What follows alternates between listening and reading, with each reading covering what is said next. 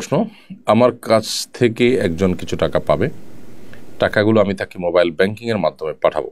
এক্ষেত্রে আমি কি তাকে ক্যাশ আউটের খরচ দিতে বাধ্য? আপনার কাছ থেকে কেউ যদি টাকা পান, তাহলে তার কাছে টাকা পৌঁছানোর খরচ আপনাকেই দিতে হবে।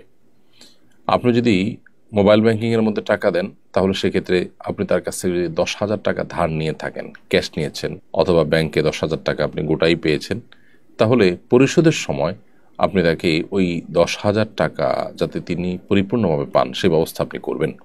অর্থাৎ ক্যাশ আউটের টাকা বা পৌঁছানোর যে অতিরিক্ত খরচ সেটা আপনাকে বহন করতে হবে। আর যদি তিনি আপনাকে মোবাইল ব্যাংকিংয়ের মাধ্যমেই 10,000 দিয়ে থাকেন, সেখান থেকে ক্যাশ আউটের খরচ আলাদা তিনি না দিয়ে থাকেন, অর্থাৎ পুরো 10,000 আপনি উঠাতে পারেননি, তাহলে এখন আপনি যেটুকু তার কাছ থেকে গ্রহণ করেছেন ততটুকু আপনি পাঠাবেন।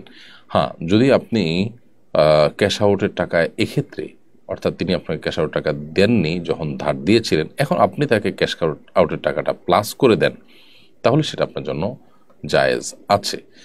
অর্থাৎ ঋণ নেওয়ার পর পরিশোধের সময় যদি কেউ একটু বাড়িয়ে দেন, সেটি নাজায়েজ কিংবা হারাম নয়, সরাসরি সুদ সেটি হবে না।